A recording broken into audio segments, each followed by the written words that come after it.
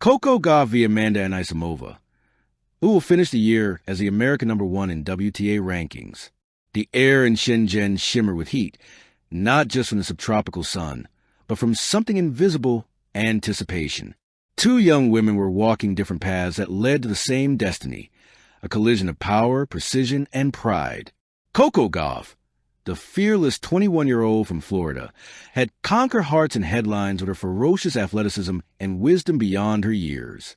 Amanda Anisimova, 23, a prodigy reborn, had returned from mental health struggles and rediscovered her rhythm with poetry and motion, a blend of artistry and aggression that reminded purists of Federer in a skirt.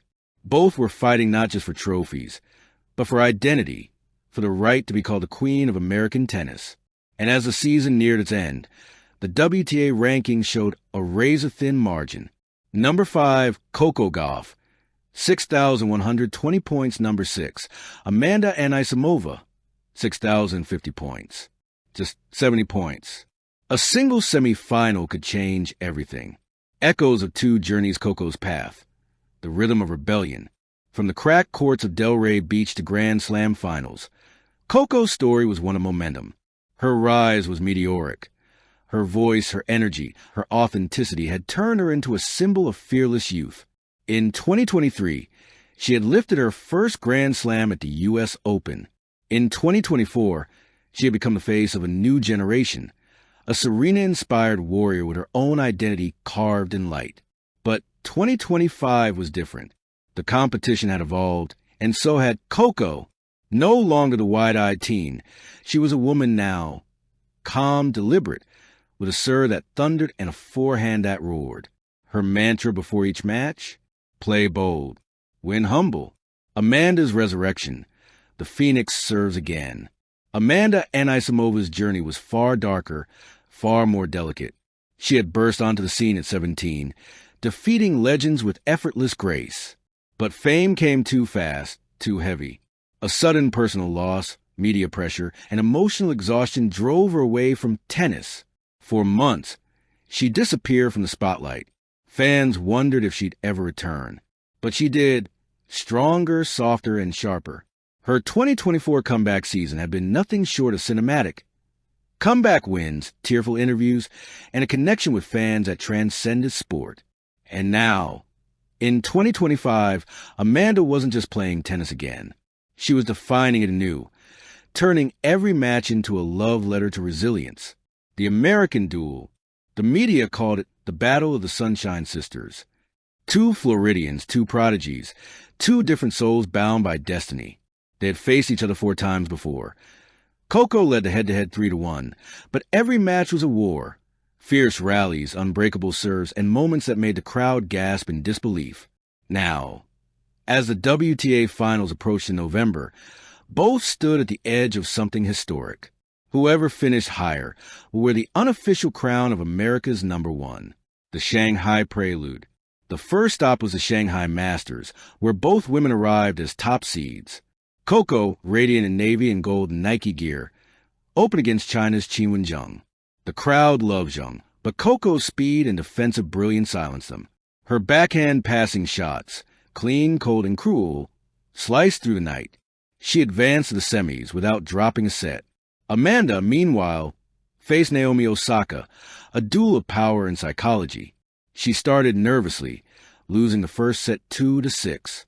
Then something shifted.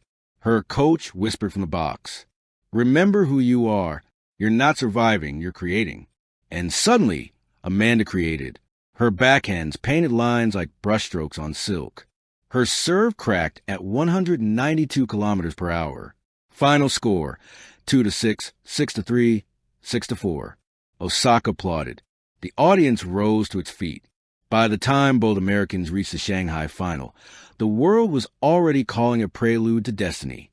The Shanghai final, symphony under pressure, a packed arena, Chinese drums, 2 women, 1 dream. From the first serve, the match was electric.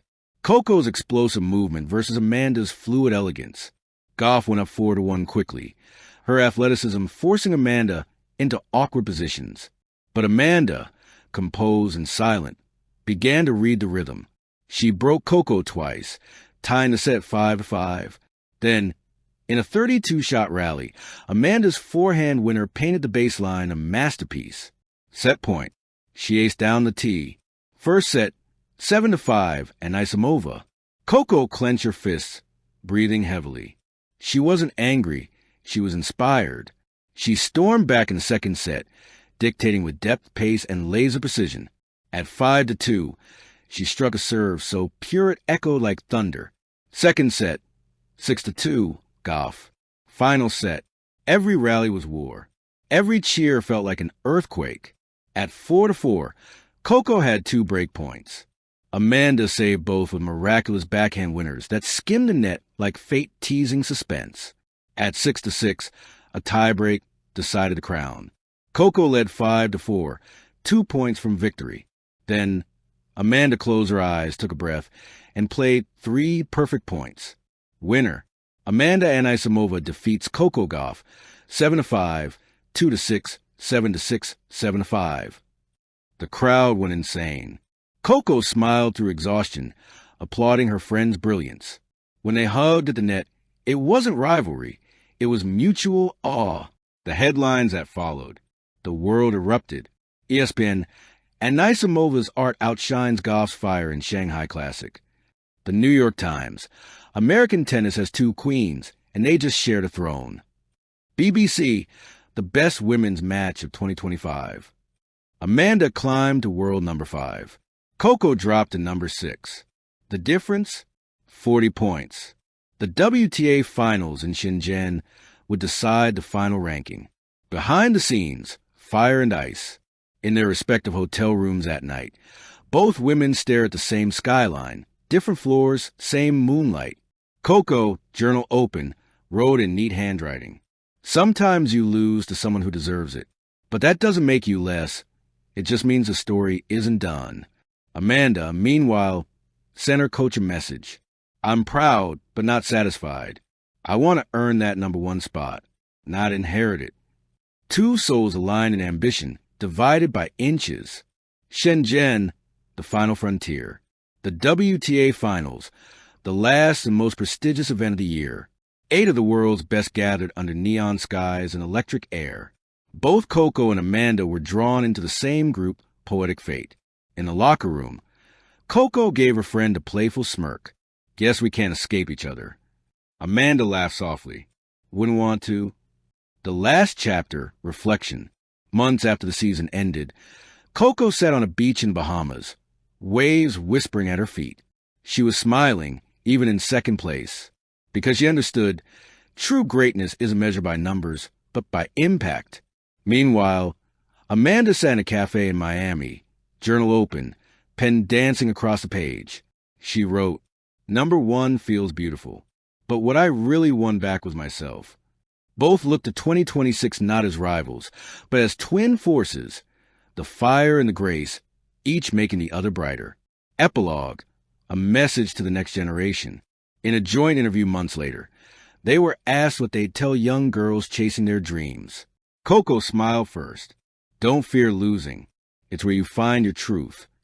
Amanda added, softly, and when you rise again, rise with kindness. The world needs that. The camera panned out as they shared a laugh, sunlight catching their eyes. 2 women, 1 nation, 1 shared dream. The American crown not fought for, but shared in spirit. Thank you for watching. Please don't forget to hit the subscribe button, like and share. Till next time.